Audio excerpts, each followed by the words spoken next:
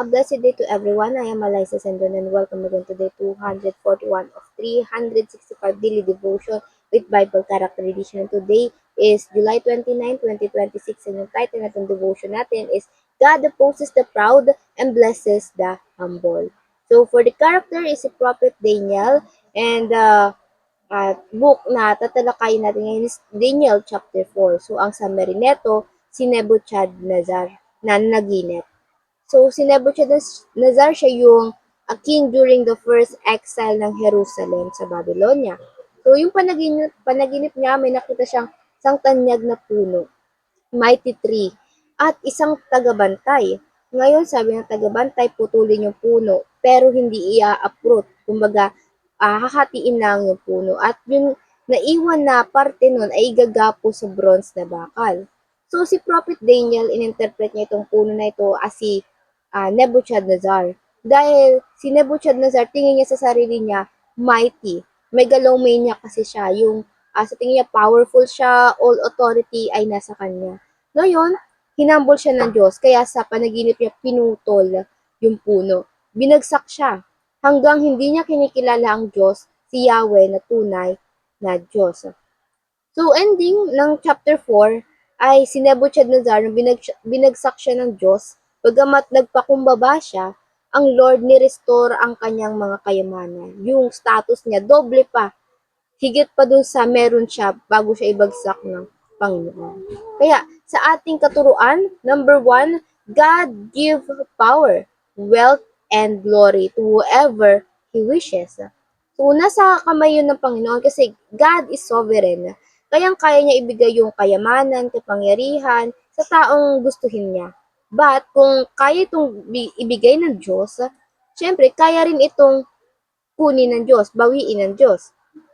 Kaya walang taong pwedeng maging mayabang sa harapan ng Diyos dahil lahat ay galing sa Diyos. Wala tayong maipagmamalaki na sa atin. Walang sa atin sa mundong ito, kaya ang dapat natitira lang sa ating puso ay ang pagiging mapagpasalamat.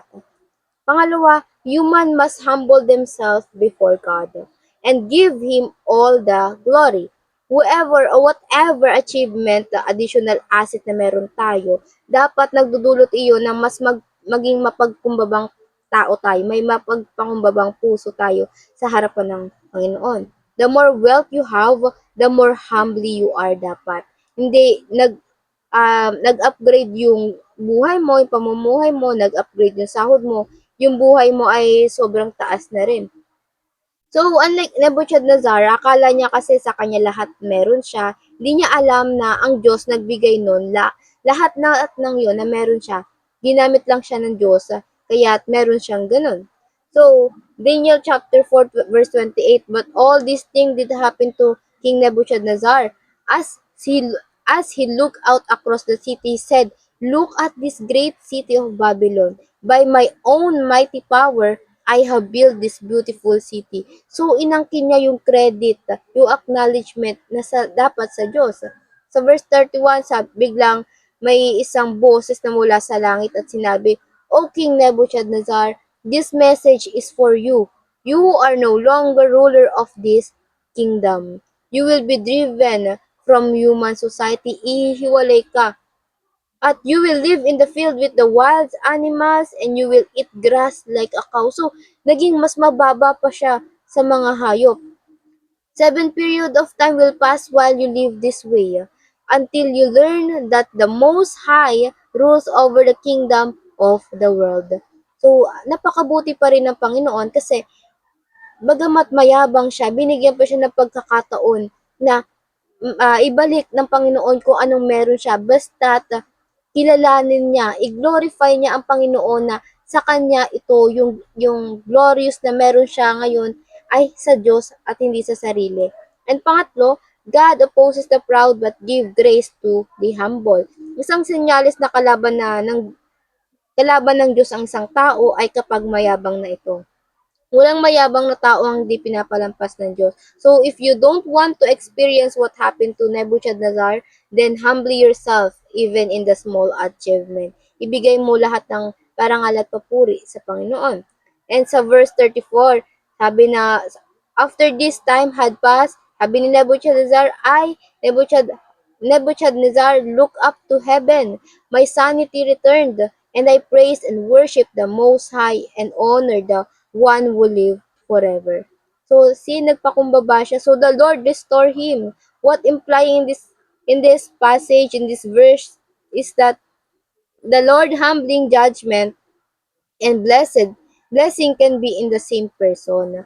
It doesn't mean na dinidisiplina ka ng Panginoon ay habang buhay ka nang nasa pagdidisiplina niya. Kaya nga sa ating application, number one, examine your heart to see whatever or whether pride is taking root. Baka may naguugat na sa ating mga puso unconsciously, nagagamit na natin to acknowledge our own self. Tingin natin galing lahat sa sarili nating kakayahan, galing sa sariling katalinuhan. Let God seek your heart and expose to His light. Huwag natin hayaan na pangunahan tayo ng kayabangan sa ating mga buhay.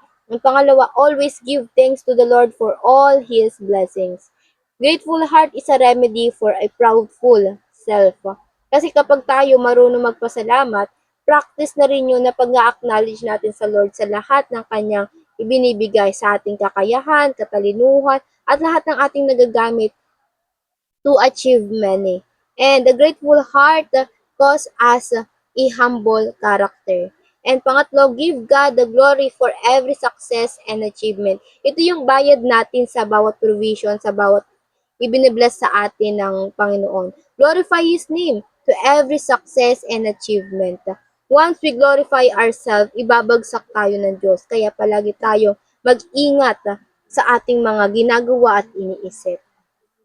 Ngayon, para naman sa ating reflection, why does being grateful to God help us avoid pride? And yun lang po for our devotion. Before we finally end, let's have a short closing prayer. And let's pray, everybody.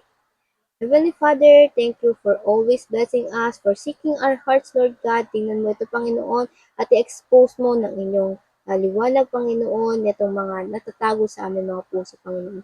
Alisin niyo ito, Panginoon, at hayaan niyo kaming lumakad sa inyong will, Lord God. Huwag mo kaming hayaan, Panginoon, na mauna ang aming mga desire, Panginoon, ang mga sariling kayabangan namin, Panginoon.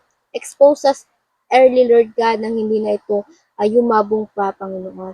Lord, inaalay po namin lahat ng gawain namin para sa iyo, itinataas namin ang pangalan mo sa aming buhay, Panginoon.